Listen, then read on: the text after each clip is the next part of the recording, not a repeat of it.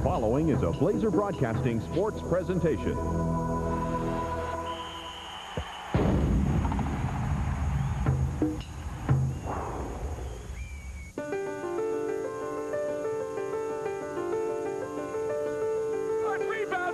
It's over! And the game is over! The game is over! Then he puts it up. He hits! And 7 hits the quarter from the double. No good! Rebound! Magic Johnson throws the ball down the floor.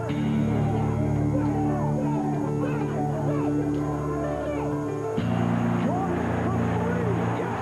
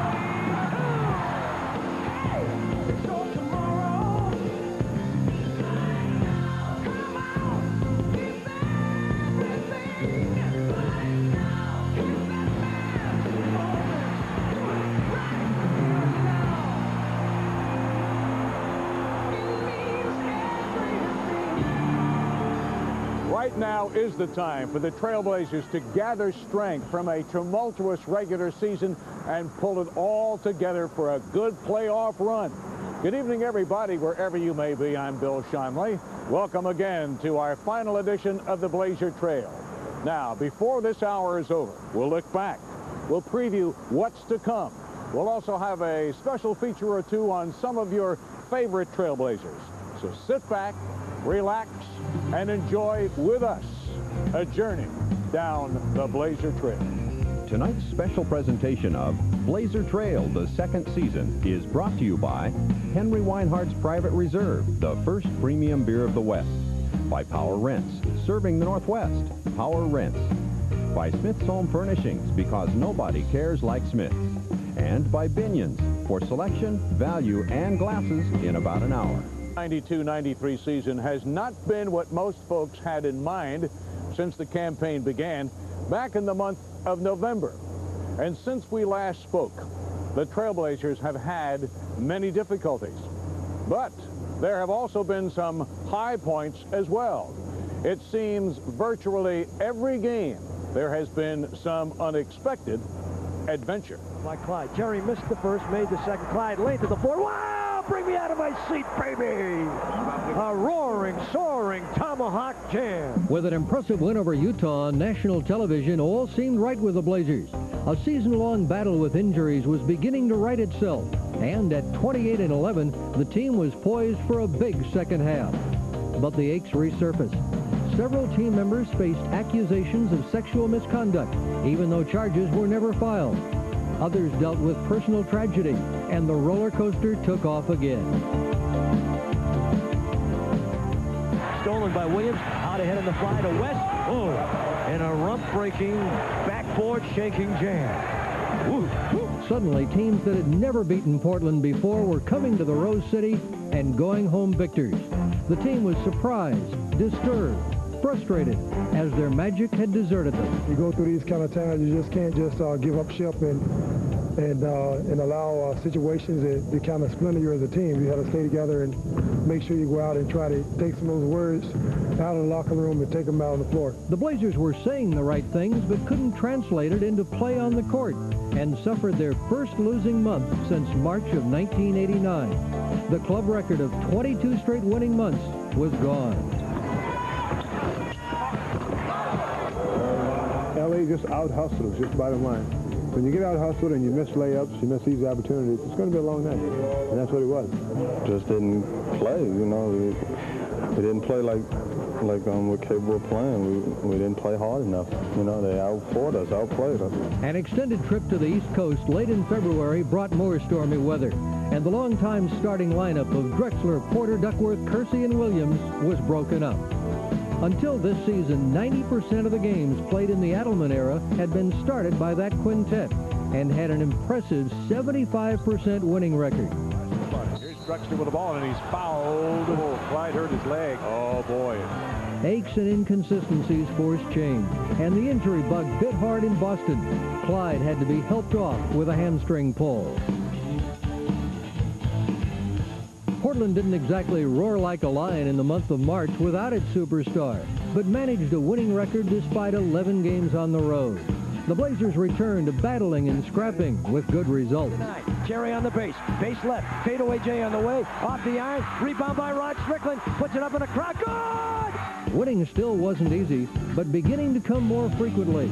The Blazers ended Houston's 15-game winning streak and scored against long odds, beating the Sonics in Seattle with Drexler, Strickland, and Duckworth all out with injuries. Drexler was limited to street clothes, but still had the public's eye. First, GQ magazine included him on their all-style team. And then Wheaties raised him to the level of sports icons by featuring Clyde on a box and in the process placing him in very exclusive company. Clyde returned to action late in March, but the hamstring would last only 5 games before it forced him to the sidelines once again. Shot. Who's got it? Cliff Robinson. 10 seconds on the clock. Terry out of the corner. Good! Oh, my goodness gracious! But with a big month of April necessary for a solid playoff position, the Blazers dug deep and put together gritty, impressive wins. Cliff Robinson's play seemed to make the Sixth Man of the Year award a foregone conclusion. Terry Porter was sterling on the court and off, and was rewarded for his commitment to Portland. Terry received the prestigious J. Walter Kennedy Award for his ever-present work in the community. He joins Julius Erving and Magic Johnson on the list of winners of the award, voted annually by the Professional Basketball Writers Association of America. Terry was instrumental in the Blazers notching their 50th win and clinching home court advantage in the first round of the playoffs last Tuesday. Now the second season is upon us. There are still lingering questions about Clyde Drexler's health. It has caused many to overlook Portland in the title chase. But that's all right with this experienced team. That experience is going to work for us in the playoffs. We know how to win. We've been there, and I don't see any reason why we're not going to win again this year once we get all the players back.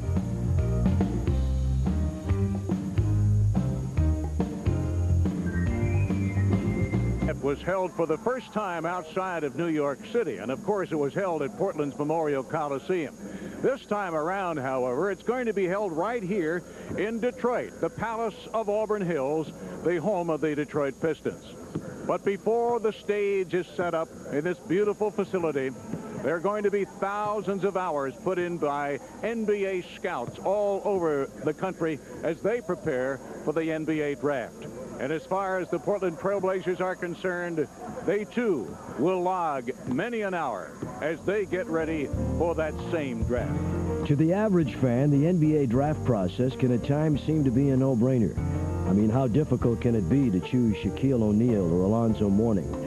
But by the time the lottery teams make their choices, there have been thousands of hours worked and millions of miles covered by NBA scouts. And the Portland Trail Blazers boast one of the most thorough and well-traveled basketball staffs in the league. Because of the realities of the Blazers' draft position, the obvious choices are long gone before Portland picks. The old adage says, if you can play, the NBA will find you. But finding them sometimes means beating the bushes.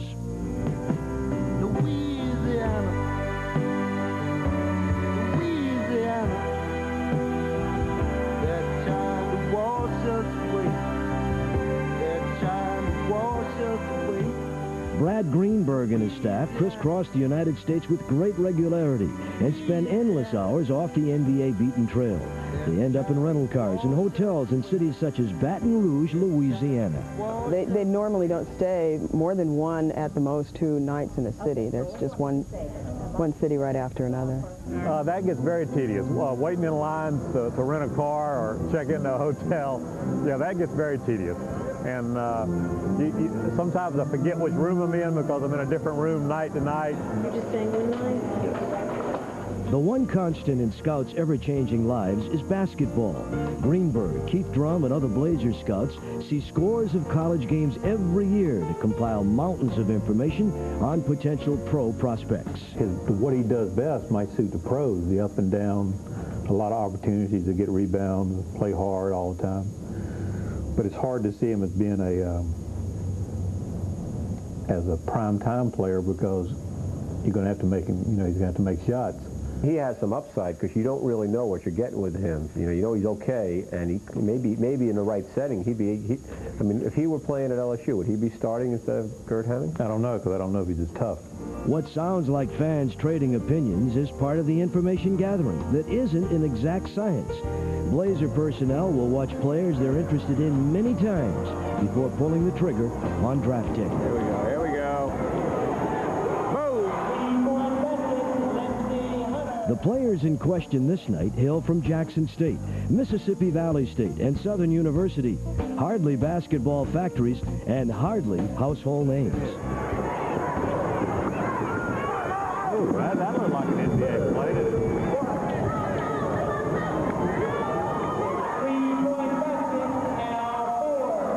I love watching games. And every game is different. So it's new. You're going to see a new player or a player in a different setting.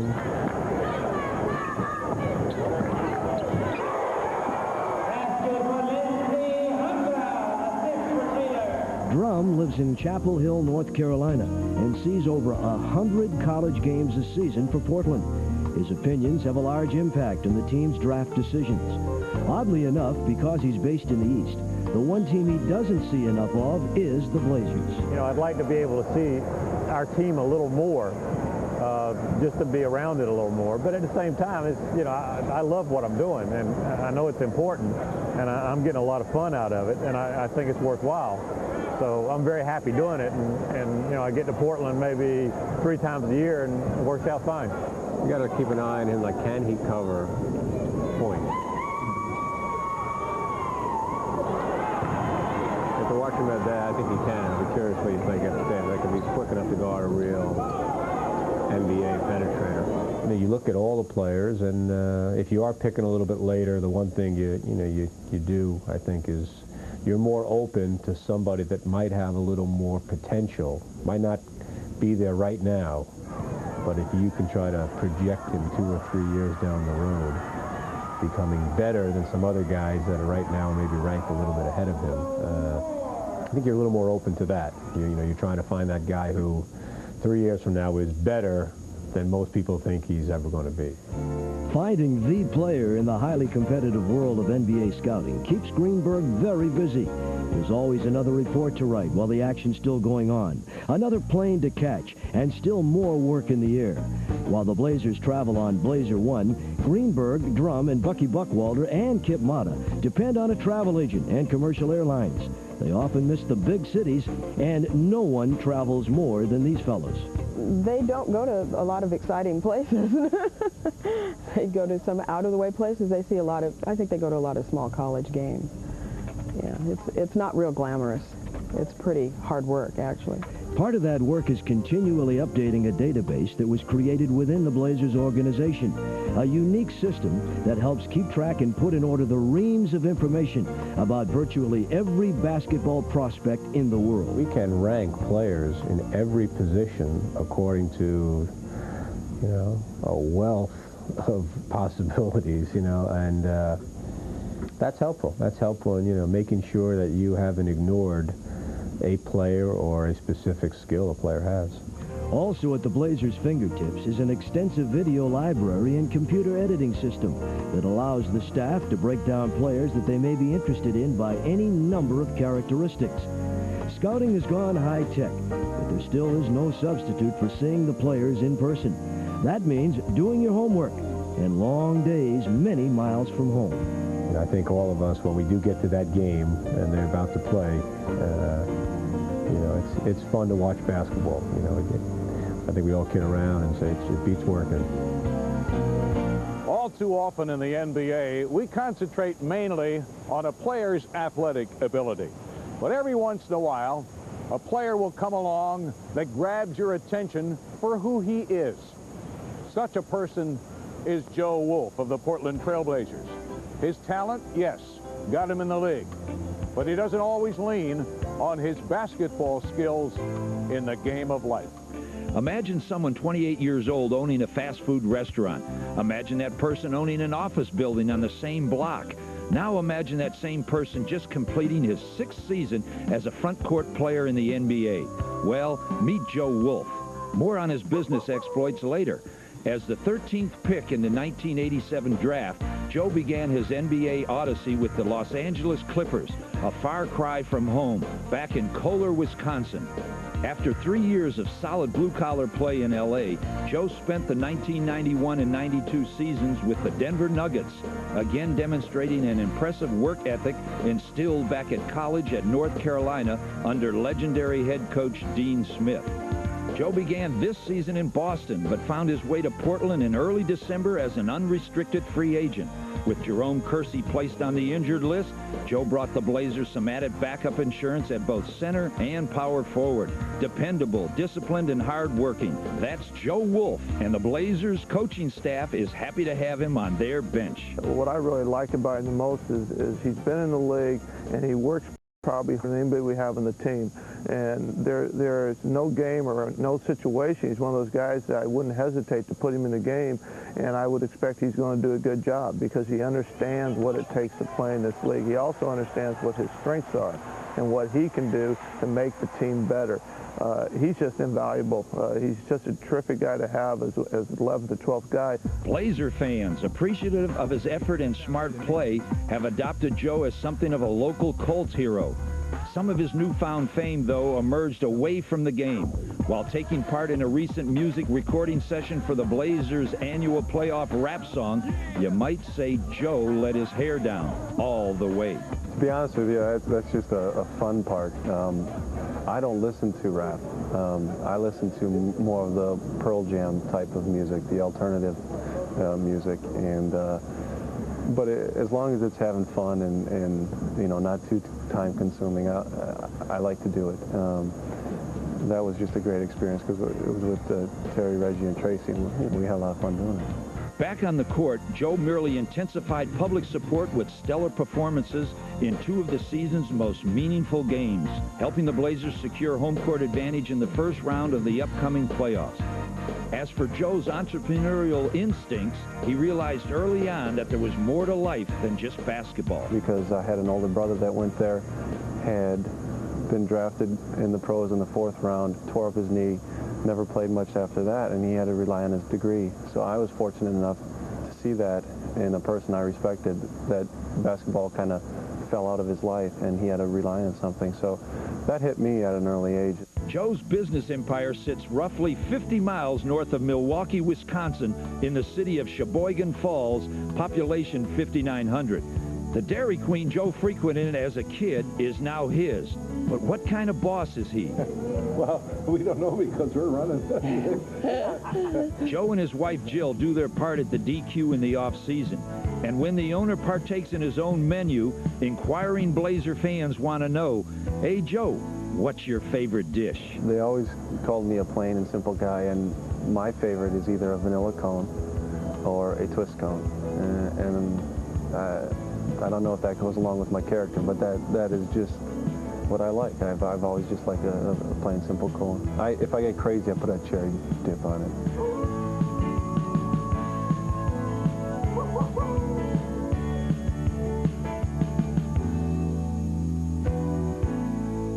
The current home of the Portland Trail Blazers and the site of some of Harry Glickman's fondest sports memories.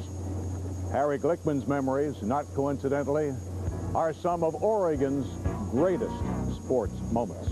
A month ago, the Portland Board of Realtors held their annual banquet to honor Portland's first citizen. And this year, Harry Glickman joined an impressive list of honorees. Glickman was selected unanimously by the board for the honor, and the evening joins a seemingly endless list of fond memories for Harry. Some might find it unusual that Portland's first citizen now spends most of his time during the winter months in the California desert. Good one for you. But if there is anyone who deserves to find time to enjoy life's pleasures, it is Harry Glickman. There is still a driven love for the Blazers in the state of Oregon, but now they are often monitored via modern technologies from Palm Springs, California. His past is as storied and colorful as the face is expressive, and no one tells the stories like the man himself. The sports history goes back more than 4 decades and includes pointing out future NFL great Norm Van Brocklin to the coaching staff at the University of Oregon when Harry was a student sports writer. Harry's relationship with Van Brocklin and then NFL Commissioner Pete Rozelle brought the NFL to Portland for preseason games during the 1950s and the 60s. Van Brocklin and his Los Angeles Rams gave Glickman his first sellout back in 1952. That started a string of preseason games. We brought one every year for quite a period of time into the 70s, and sometimes 2 games a year. And as a matter of fact, Portland outdrew every non-NFL city, and they used to play a lot of their games all over the country. Portland drew the biggest crowds over any other city in the country outside of the NFL itself.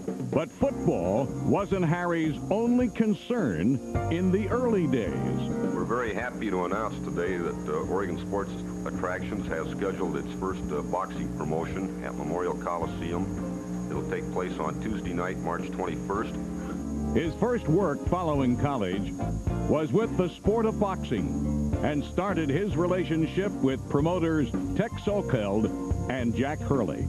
You know, they were all Damon Runyon characters, but the one thing I will say for them, and boxing in some respects is a pretty seedy business, but these were guys where if you shook hands with them, you had a deal. And it was something I was taught, that your handshake was your contract. And I've tried to carry that out in everything else I've done. I still subscribe to it. Your word's your bond, your handshake's your contract. The pieces of paper are something lawyers do. And that's the way it should be. And most of the people that I have dealt with, that's the way it is. You can rely on their word. A few exceptions, but mostly you can rely on their word. All my career has been tied up with Harry Glickman, and I've never known a more honest promoter than Harry Glickman. He gave you his word. You had it. Harry took his experience within the sports world and tried his hand at promoting some of the biggest names in the entertainment industry. Judy Garland visited Portland, as did Liberace. In addition, Glickman also enjoyed a long-standing relationship with basketball's fun-loving Harlem Globetrotters. But amid all of this work, he found time for entertainment as well. Harry was in the stands for Don Larson's perfect game for the New York Yankees during the 1956 World Series. And I was supposed to go to this game with a friend of mine, Saul Lesser, a fraternity brother of mine, Oregon. He'd been captain of a tennis team there. And he called me that morning and said he couldn't go. He got stuck with an appointment. So I'd seen all the games, and I got no one to go with. I'll just go downstairs to sell the tickets. I was in the Edison Hotel, which was kind of a baseball hangout, and some of the Yankees lived there at the time. So I went down to sell the tickets, and just as I stepped off the elevator, there was a page. And I went to the telephone. It was Sal, and he says, "Hey, I canceled my appointment. We can go." So we did and saw the game, and I told him afterwards, had you not done that, I'd have killed you. To have missed that, I mean, you know, the only perfect game in the history of the World Series, and to have been there, that was quite exciting. Exciting is a good word to describe Portland's love affair with the Portland Buckaroos. Harry Glickman's first professional franchise, and a highly successful one at that. Yeah, that was a great era. You know, We broke every attendance record in hockey outside of the National Hockey League. Won more games over the 13 years that we operated the Buckaroos. We won more games than any team in professional hockey. The runner-up was the Montreal Canadiens. We won 3 Lester Patrick Cups, which is the playoff championship. We finished first 8 times. We had just enormous success with hockey. You know, the Buckaroos established, if a dynasty can be defined as a succession over a long period of time, then there have been very few dynasties in sports in Oregon. I would say the University of Oregon track team has been a dynasty. Linfield football has been a dynasty. The Buckaroos were the best dynasty in sports, in the history of sports in Oregon. We had just tremendous success, and they were a great bunch of guys. Harry's next coup has provided basketball fans in the state of Oregon thrills for 23 years. After years of planning and struggles, he realized his dream of putting Portland in the major leagues by landing a franchise in the NBA. Had I not left my raincoat on in the bedroom of Abe Poland, who was the chairman of the expansion committee, at a meeting in the Beverly Wilshire Hotel in Los Angeles, we might not be in the NBA to this day. I went back to retrieve it, and there was a call from Herman Sarkowski saying that he and Bob Schmertz and Larry Weinberg had agreed to, finance the expansion franchise. I walked back in the room and said, hey, we got a whole new deal, guys, and we're ready to go. He's unique, he's a man's man to begin with. He's a totally dedicated, totally focused kind of a guy. Integrity sort of seeps from him, and working with him was a delight. It couldn't have been better. I am delighted and elated to tell you that the Blazers have signed their first pick in the 1970 collegiate draft, and the first player to be signed by our new team in the National Basketball Association. It's a young fellow on my right, Jeff Petrie from Princeton. He has signed a multi-year contract with the Blazers to play in the National Basketball Association. And over the years, we all got used to seeing Harry at the microphone for the Blazers, working the NBA draft on the telephone, announcing coaching changes and player movement. Gentlemen, after a long period of negotiation, considering several potential deals, the Trailblazers think that today we have completed an excellent deal. But of course, one shining moment in 1977 is the most memorable of all. Portland leading 109-107. Here we go, the inbound of McGinnis. Drive, stop, pump, shoot, short, no good, and the game is over!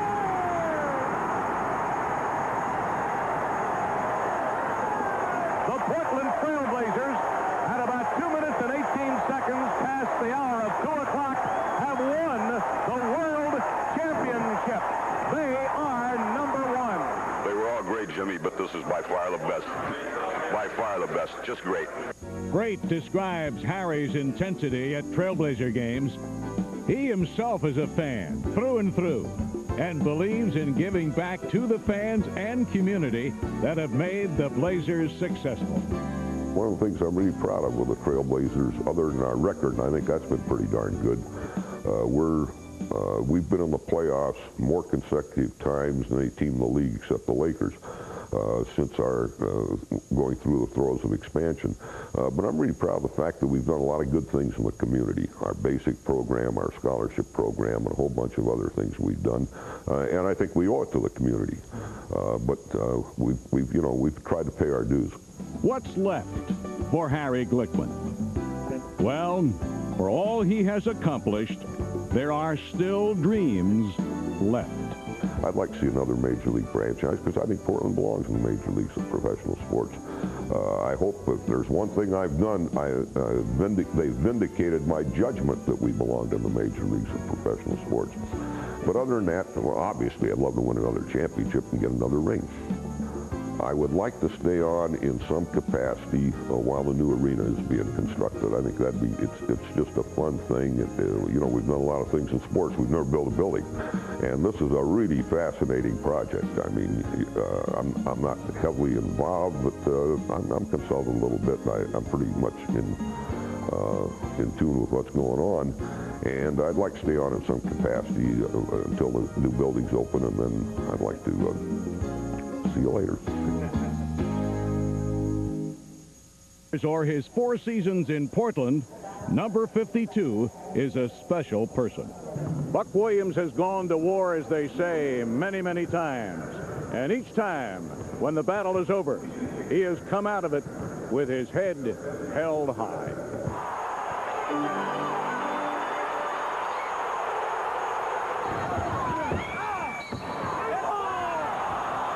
Buck Williams' job, while not exactly thankless, is often overlooked in the world of slam dunks and three-pointers. His is the dirty work of rebounding and defense. Praise and recognition are sometimes overdue, but Williams doesn't spend much time worrying about attention. I've been all-star, I've been all-defensive team, I've been Olympic team. So right now my ultimate goal is to win a championship. And by whatever means necessary, I'm willing to do that. The title is the focus and driving force on the hardwood. But Buck Williams' life doesn't revolve exclusively around basketball. His appearance last summer with the Billy Graham Crusade was well documented in the Portland area. And as his schedule permits, he visits Portland area churches to share his faith. Oh, that's my source. That's my focal point in life. And I always try to live a life that someone can look at and wonder, why Buck lives the kind of life he does is because of my religion, my Christianity has been the key for me. When adversity hit, you're not the first person that experiences adversity. Everyone has experienced adversity. It's how you handle adversity. It's how you have faith in what you believe in to get you through that adversity. Buck tracks the adversity his ancestors faced with great interest. He has traced his roots back several generations. In his view, understanding the past is crucial to the present and the future. Basically, to give my kids an identity. I think a lot of kids today don't understand their heritage. And if they're able to understand their heritage, they're able to draw from the strength of their ancestors to make them better people. And that was the reason why I started to do mine. But don't come away thinking Buck Williams is all business. He has a passion for aviation, a love that is manifested in remote control airplanes. Buck owns a half dozen of the planes and enjoys putting them through their paces. Contact.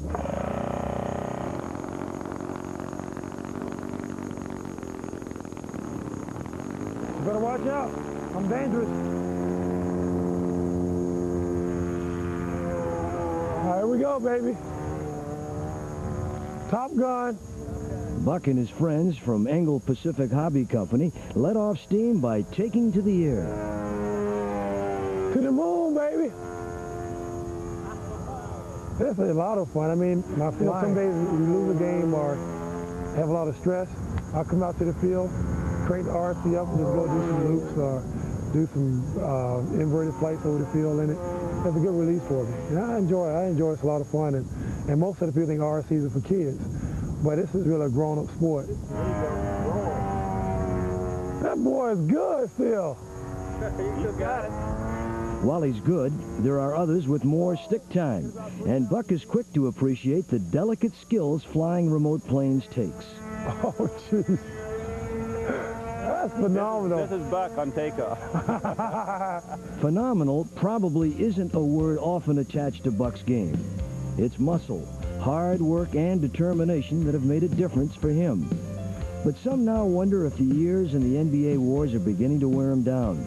The mind is still willing, but how long can the body hold out? Buck is the only one that we would call ancient on our team. But Buck Williams, the shape he keeps himself in, the way he plays, what he does, he can play for I don't know how many more seasons. I think once you sort of lose some of the athleticism, you have to sort of use your noodle a little bit. And I think it's really a challenge for a player who is very athletic to kind of adjust his game and be able to give the same production without having to jump over somebody or to bang someone constantly to get that job done. I think it's a challenge as you get older, as your athleticism starts fading a little bit. Buck's numbers at the free throw line have faded a bit this season, and he takes some teasing because of it. Earlier in the season, he missed 4 free throws in the final minute of overtime, only to save the game with a block shot as time expired. That was faith-saving block shot there. I had to block a shot. I had to do something to win the basketball game. I can't believe I missed 4 free throws. You know, last year I shoot 75% from the free throw line. This year I don't go as much, and I shoot 60-some%. So I need to shoot a lot of free throws to shoot them consistently. Oh, man. I've been here 1,000 times. Settle down. Come on, ball. Come on. Sports Illustrated. Get the feeling. The shot went in, believe it or not. Had about 3,000 extras, but the shot went in.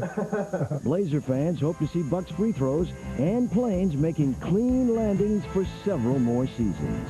Oh, baby.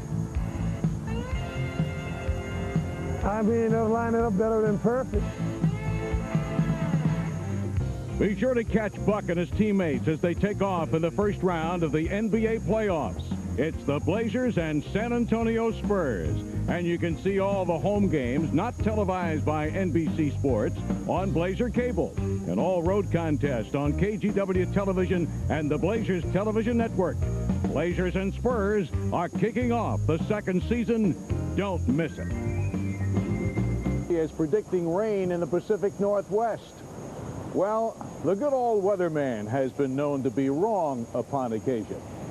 Now, they might not always be right, but our resident experts, Steve Jones and Mike Rice, they always put it on the line for you. Mike, this is the last time I'm going to let you talk me into renting a building this big for your fan club. One person showed up. Now, what's wrong with you? I think that's Eddie Doucette's fan club, not mine.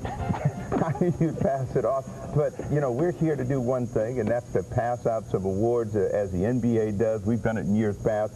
Let's start with the Rookie of the Year award. I don't think there's any question that Shaquille O'Neal is this year's Rookie of the Year, with the exception of 1 month. He's won all of the Rookie of the Month awards. The only guy to get in there was Alonzo Mourning. Well, I have to agree with you. It makes my heart tinge, but I'm going to agree with you. In about 3 years, he's going to have Wilt Chamberlain-type numbers. I hope he wins more. He's still the best player on the planet, Michael Jordan. When you talk about MVP, he has to have prime consideration. Maybe we've grown tired of his excellence, but this year, Mike, my MVP, Hakeem Olajuwon, flat out has had a tremendous season. Houston would not be the leaders of the Midwest without him. I know this is going to be a boring program. I have to agree with you again. Patrick Ewing, the Knicks, they wouldn't be anywhere without him. But Hakeem Olajuwon, that team would have 10 ping pong balls in the lottery at this time without him. NBA PR departments for the individual clubs, Mike, are working harder on the six-man award hype than they are on the Heisman Trophy. But there's no question that the player has to do it out on the floor. This year, hands down, flat out, it's Cliff Robinson. He's large, he's huge. Cliff has done it all. Hot Rod Williams might have had a chance if he wasn't injured so much, but it's Cliff Robinson this year. All right, Mike, you can bring your one fan down now because we're sure going to disagree on the Coach of the Year award. You think and act like a coach, and I'm sure that that's going to have a lot to do with what you have to say. I don't think that there's any question it's a difficult award to give out, but my Coach of the Year is John Lucas. No coach had to come in 20 games in the season, turn a team around, and get them to play competitive basketball and join the elite group. Early in the year, I would have agreed with you. You have to coach in April in the NBA. My man, Rudy Tomjanovich, has coached all year, and he's had to coach Vernon Maxwell. Rudy T gets my vote. I thought he had your MVP, Olajuwon. What do you mean, Rudy T? Mike, a slight disagreement on the Coach of the Year, and you take a hike on me? We're right into the real meat of it. Who's going to win the NBA championship? Well, we don't need you anyway. You know, the Bulls have been talked about as a three-peat champion all year long. Well, there's really only one team in the conference that can put the Bulls away, and that's the Cleveland Cavaliers. Forget about the New York Knicks and their brawl ball and intimidating physical play. The Cavaliers will play for this year's championship. Watch out for Cleveland.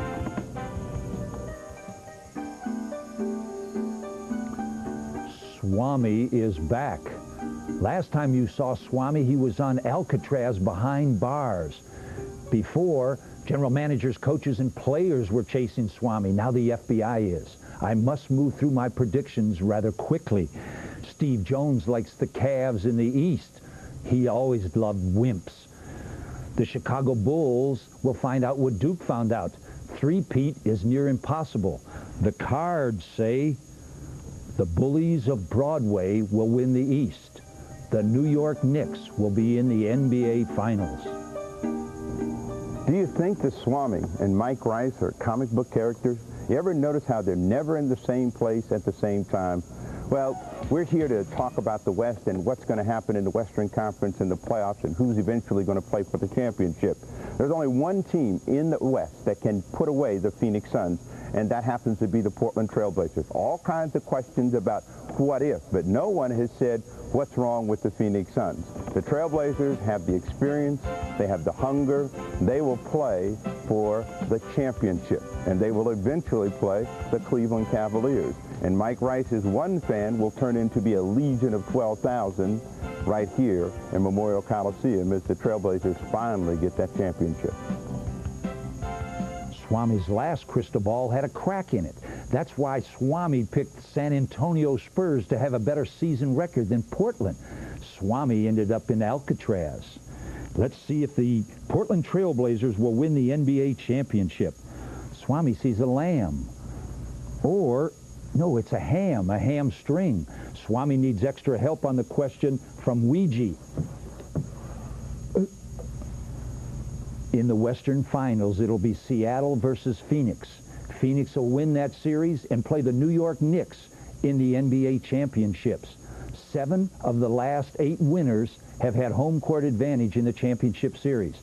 Phoenix has home court advantage. The next NBA champs, the Phoenix Suns.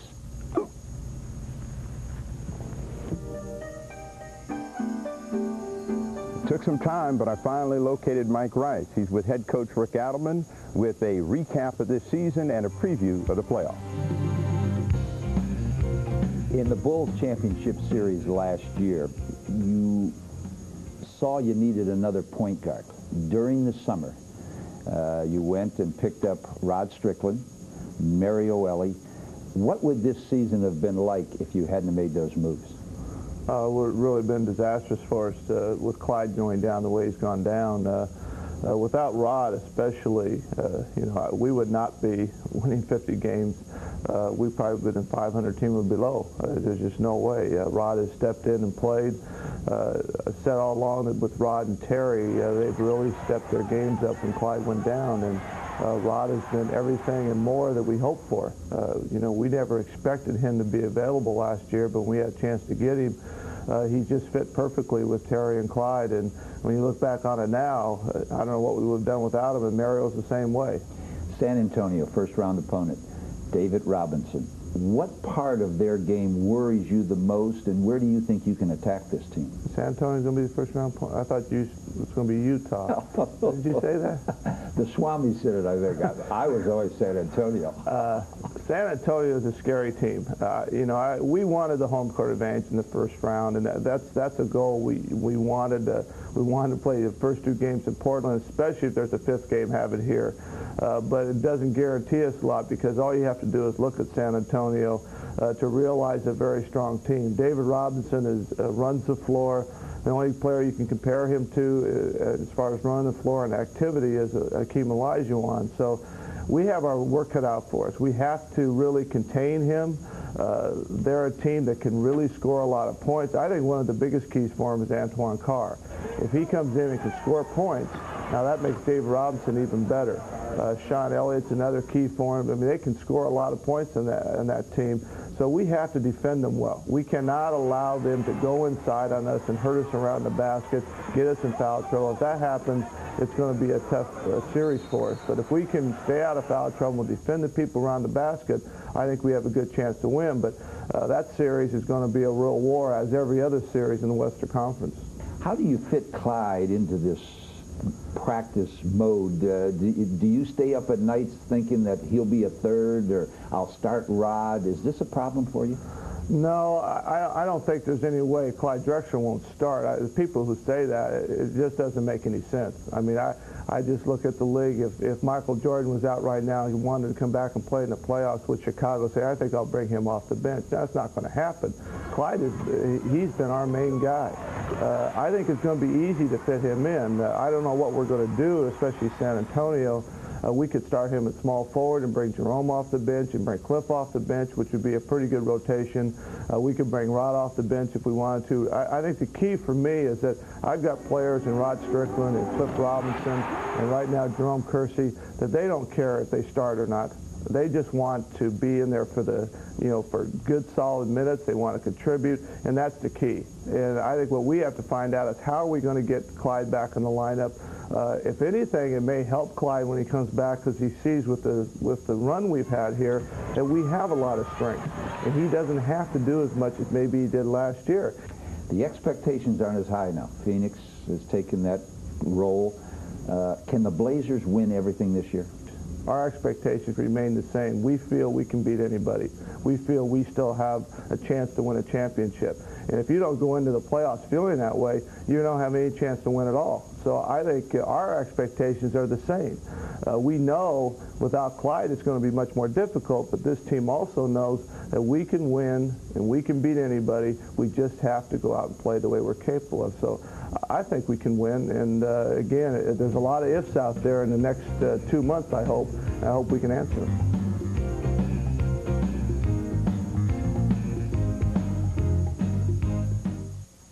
At Binion's, value and glasses in about an hour. By Henry Weinhard's Private Reserve, the first premium beer of the West. By Power Rents, serving the Northwest, Power Rents. And by Smith's Home Furnishings, because nobody cares like Smith's. It's been a season of surprises and mood swings for Trailblazer fans. But the most exciting stretch lies directly ahead. You play 6 months of tough NBA basketball, and you don't want to squander the opportunity. The Trailblazers want to prove that Portland really is Blazer Town. I'm Bill Schonely. Wherever you may be, good night, everybody, and let the playoffs begin.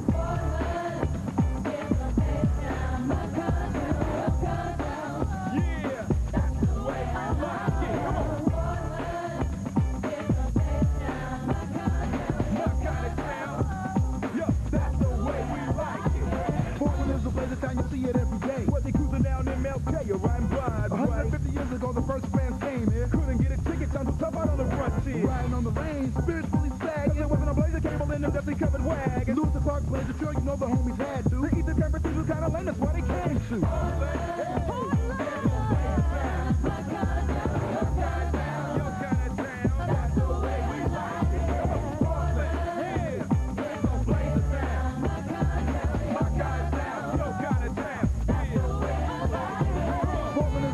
You know that you can trust me. The rest of the league will disappear like Salman Rushdie. I don't miss the coach and his message is intense. He'll be screaming at the rappers, telling the team to play some defense. For the Valley to find the Cliff District in the bucking duck.